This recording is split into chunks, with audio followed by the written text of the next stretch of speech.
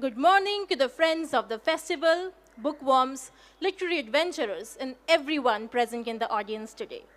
Warmest welcome to this milestone edition of the Apeejay Kolkata Literary Festival, the 15th edition. Starting today till the 11th of February, we shall celebrate a glorious journey with the power of conversations, thought-provoking discussions, stories, magic of shared experience, and an enduring love for books and literature that binds us together. And on this momentous occasion, we extend our heartfelt gratitude to our esteemed partners.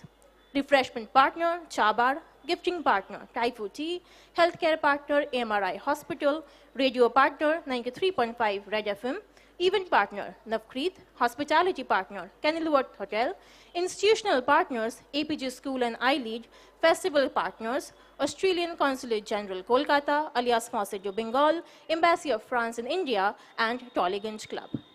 Let us now get ready to embark on a thrilling adventure and let the 15th edition of the APJ Kolkata Literary Festival begin. Let's put our hands together for this momentous occasion. Thank you. This morning, we have with us the students of APJ School who shall present the inaugural song. You are the truth, the blissful and the loving, starlight in the darkness, in whose heart you reside. Sorrow will he overcome. All sorrow will he overcome.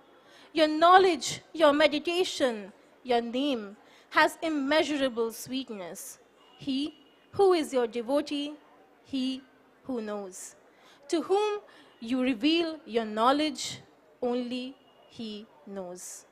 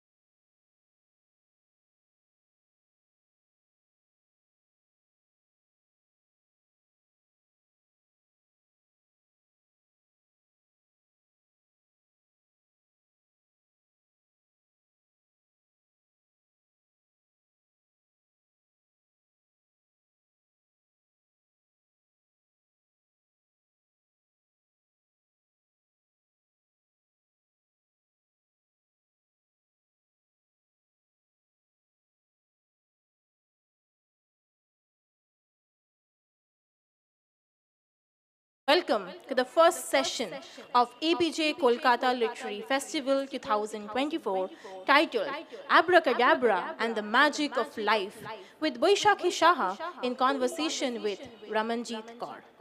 Boishakhi Shaha is an award-winning international speaker, author. Boishakhi Shaha works towards advancing consciousness on the planet. From Asia to Europe to Africa to South America, she has not just traveled, but dwelt in different countries for several years studying. Ramanjeet Kaur is a film and theatre actor and director. She is the founder-director of the Creative Arts and Arts Academy in Kolkata. She has been a lead actor of the Padma Shri Neelam Mansingh Chaudhary's group for more than 3 decades. Let us welcome the delegates to the stage with a huge round of applause.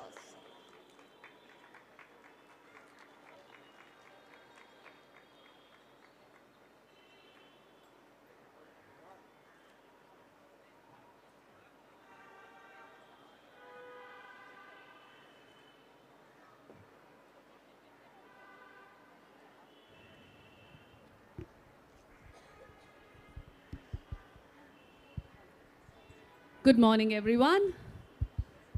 How are you all doing?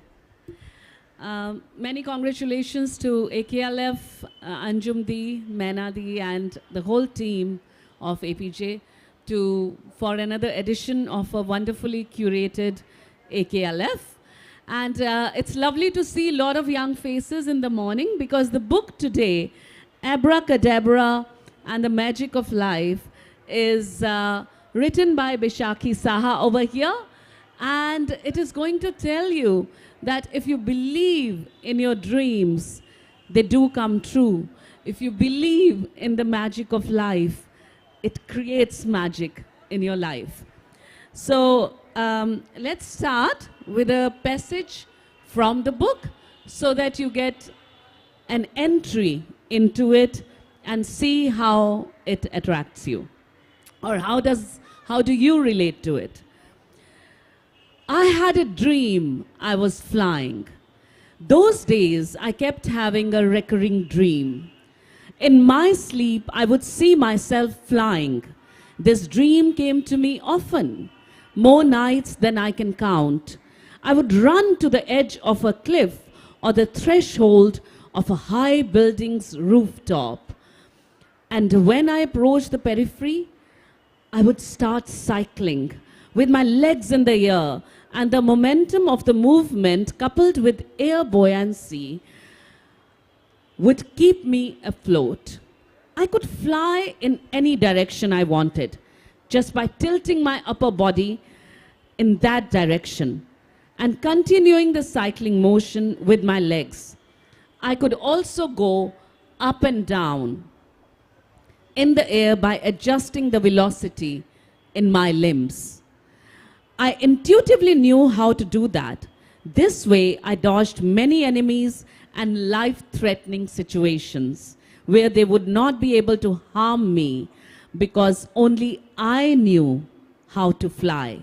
These dreams felt so real that even in my first waking moments, I believed I could actually fly. It was surreal. I felt that my dreams were asking me to fly, and all I had to do was try.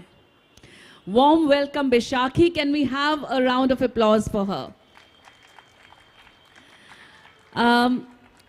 The book is really about magic, and the magic that life holds in its arms.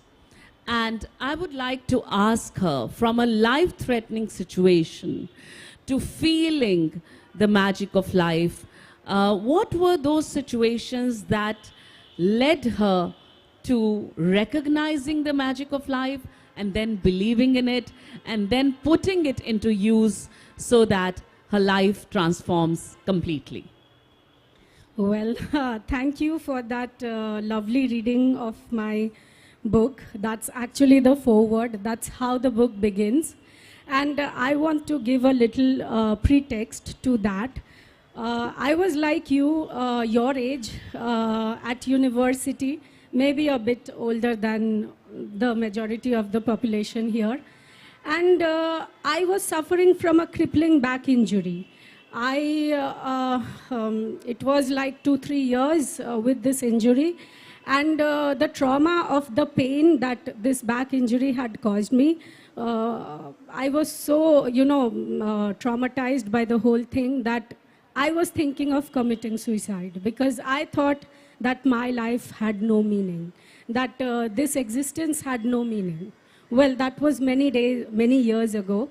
And one night, I did something crazy which spontaneously healed my injury of many years, and that was my first encounter with magic. Here, I'm not talking about some kind of illusion. This is real magic of life. And when I healed that back injury, I realized that there is so much more to life than what your doctors would tell you or your teachers would tell you.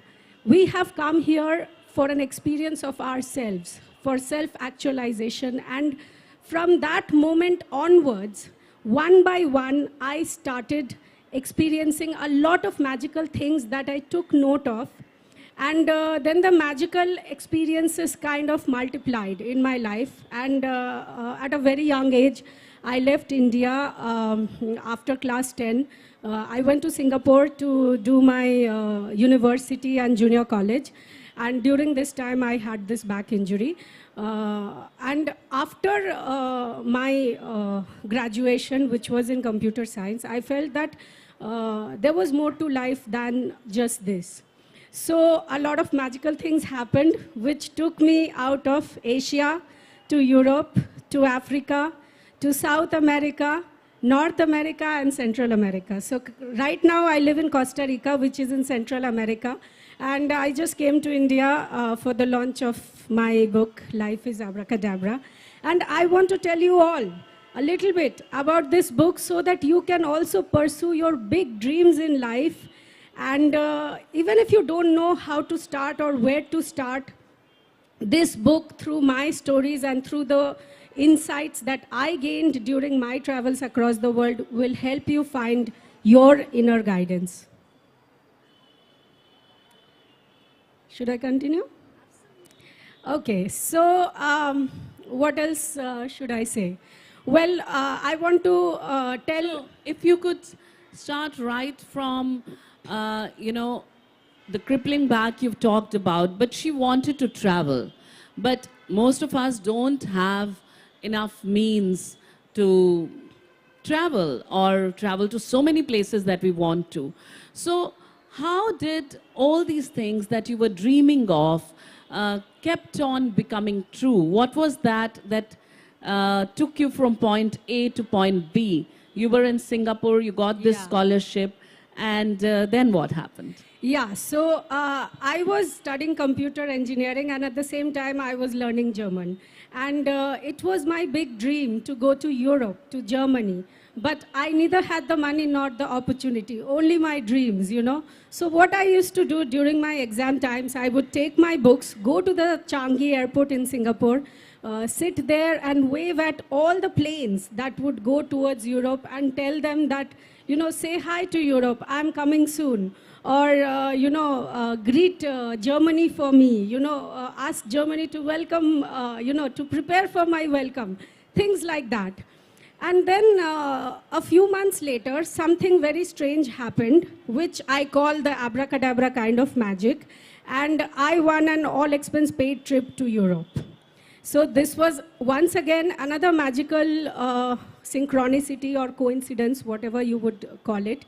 And I, had the most beautiful time of my life in Europe, because it was a dream come true and I didn't have to pay anything. And once I got back from Europe, I joined a student exchange program. And with that program, I went to Africa, South America, Central America, and I lived with local families, eating their food, wearing their costumes, working in those countries, not for 1 or 2 days, but for several years, learning about their culture and tradition and religions. And during this time, I had a lot of, I had to face a lot of danger and life-threatening situations. And sometimes I felt that there was no way to come out of that. I was preparing to die, and then something so magical would happen and take me out of that situation that I realized there was some higher power that was protecting me and that was helping me to do this journey. So I call it... I'll quote you over here. Then one day, while taking my bucket bath, something within me told me, have faith, you will go. So these kind of moments happen when we are in sync with our inner selves and the surroundings where we are. And from there, you faced your wallet got missing, you were with no money in a country, and which was not India, and faced a lot of robbery. I want to talk about that, yes, because that's the most interesting story in the book. So I was in Africa, and in my second month, all the money that I had taken with me there got robbed. And those days it was not easy to send money and all that. I'm talking about some 10, 15 years back. So when I had to leave Africa, I didn't even have half the ticket money to come back. And no matter which airlines I was asking for the ticket prices, they were all more than double of what I had. And it seemed like leaving Africa would be impossible. And then one day I was taking my bucket bath before going to work, and something inside told me, have faith, you will go. And just a couple of hours later, that day I did something different, and what I did, that is in the book, you have to read the story. I met a strange lady who gave me my tickets back to India, and her name was Faith. I am not kidding you, this is a true story. From, injuring her back, almost escaping some of the robbery situations, actually having her wallet getting lost, she also got fired, and she calls that chapter the birthday present. So most of us, when the situations are very bleak, we kind of lose hope. We kind of give it up and we say, why me? Why is it happening to me? But Bishakhi over here took that as a sign from nature, because the nature was actually taking her forward. Yeah, it was the best gift of my life, because that same day I got another job in a better company with a better salary, with better prospects and everything. So lot of magical things started happening, and I also think it was my belief in the universe that I was being protected, that caused all these magical things to happen. So I don't call it just a travelogue. It's more like a journey to destiny, filled with synchronicities, magical encounters, meaningful coincidences that materialized impossible dreams, that got me out of inescapable situations, that disentangled unworkable problems and saved my life many times, laying in front of me a magical path to walk. So I would request you to read a passage that you really wanted to read to the audience. We all love to travel, and I want to talk a little bit about the kind of traveling that I did, and maybe it will inspire you to also travel and broaden the horizon of your thinking. So I want to read a little bit that I wrote in this book. Traveling is never about money, but about will. I pondered silently. People usually travel for pleasure. Rather, traveling should be used to expand one's horizon of thinking. I spent years on the road. With what money? What savings to bank on? Nil. I never even had enough for the tickets. Nonetheless, those were my best adventures, my fondest memories. Eating poorly, sleeping on hammocks, not comprehending local dialects, communicating through gestures and symbols, depending on others for my survival, using currencies that were mere paper to me, befriending strangers, adopting strange traditions, breaking cultural barriers, treading lonely street corners, hoping I wouldn't get mugged, getting robbed, putting my faith to test again and again.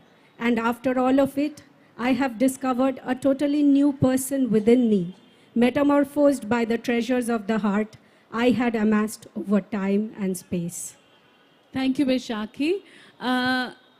You all heard those magical stories. Would you like to ask any question to Beshaki relating to all the situations that you face in life?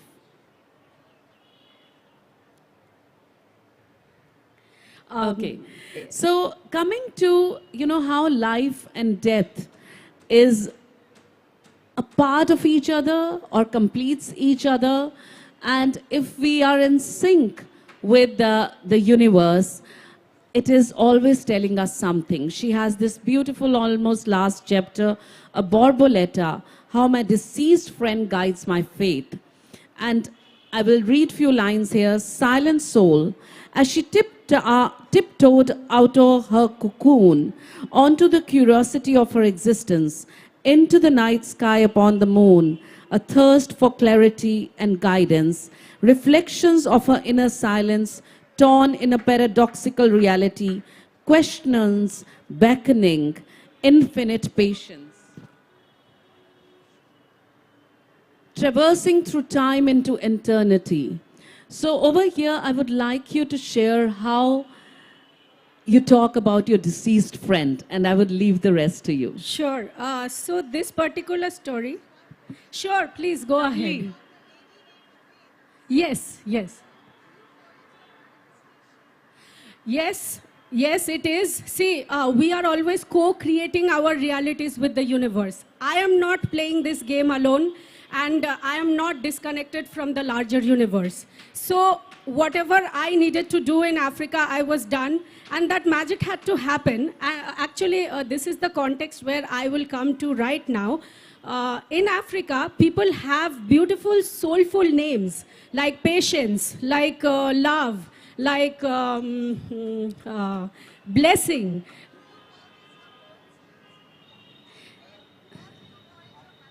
Well, it's not a coincidence because there is a meaning behind this coincidence. See, coincidence is considered as chance, luck, or happenstance. Whereas this word called synchronicity, when you notice it, you can realize that there is a deeper intelligence at work. And it is not just, mindless coincidences happening. And synchronicity, this term is coined by this great Swiss psychiatrist Carl Jung. When these synchronicities were happening to me, I didn't know that there was a term called synchronicity. Now I know that what was happening was called synchronicity. So when you met Faith, yes. I mean, what was your first reaction when you came to know that her name I was didn't Faith? know her name was Faith. Okay. I met her. It was like, I'm walking on the road and I meet you. She smiled. She came to me. She asked me if I got my tickets, and I didn't have the money to buy it. So I was just sharing my woes with her. And then she told me that, I have this ticket for you, take it. I took it, then I left. And before going, I was like, I don't even know her name. And I was like, by the way, what's your name? And she's like, Faith. And in those days, I was all alone. I was very young, a young unmarried girl from a conservative society in India. I didn't know, how to handle all these things. So when I met Faith and she gave me the ticket, I was like, this is the only way I protected myself, just my belief in this higher power that was protecting me, because I lived in some of the most dangerous countries of the world. Like in Venezuela, in Nigeria, where they shoot you before they loot you. People literally get murdered on the streets. And those how really, did I protect myself in those situations? Yes. Any last word that you would like to tell the students? Yeah, so I want to tell you that everything is inside you. You want security, it is inside you. You want safety, it is inside you. You have big dreams, it is inside you to, manifest those dreams. Like I said, I did not need any big bodyguards to protect me. I was protecting myself. And this book will show you how it all came together for me. And I say that these are not just my stories. They are humanity's stories. Because if magical experiences are a possibility for one ordinary girl like me, it is a possibility for everybody. That's but you true. have to tune into that higher dimension, and you have to recognize the help that the universe is sending you. Sometimes you may have a big dream. For example, maybe, you know, your father wants you to be a doctor, your mother wants you to be an engineer, but you want to be a rock star.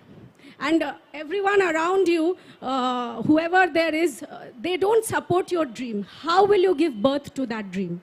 That is the dream you came here on earth with. So it is with the help of the universe you can achieve that dream. And the universe will send opportunities. It is the path of your desires that I call destiny. You know, there is a big difference between fate and destiny. So fate is like there is no free will, it's just happening to me. And destiny is like it is happening through me, not just to me. Beautifully said, Bishakhi. And it's great to end our very first session of AKLF at this very hopeful thought that we must live in sync with our subconscious and the environment around us, which is called conscious living, and that's what Bishakhi's book talks about. And whether a situation is negative or positive, remember what Richard Bach said in Illusions, that all the people and all the opportunities in your life are there because you called them there. What you choose to do with them is up to you. Thank you so much. Thank you, Bishakhi. Before leaving, And a I big- just want to say one thing. If people ask you, hey, how's life? You say life is abracadabra. Life is abracadabra. Thank you so much. What's next for me? Well, I already have another book written, which I want to turn into a film in Hollywood, so I'm working on that. Well, all the best to that. Thank a big you. round of applause. The book is here, Sure, sure. and she is going to sign it for you. Yeah, if anybody wants the book.